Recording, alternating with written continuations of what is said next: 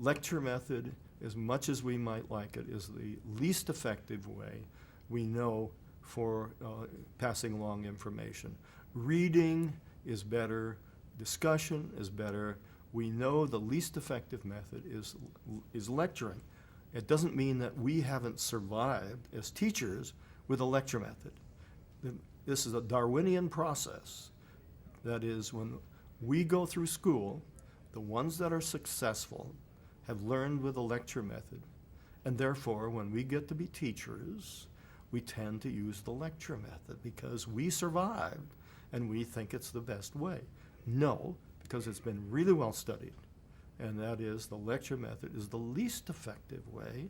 The most effective way is to use small groups whenever possible, and if you have a big class like I do, I think you can still get a lot of interaction by using clicker devices and let students talk about the potential answers.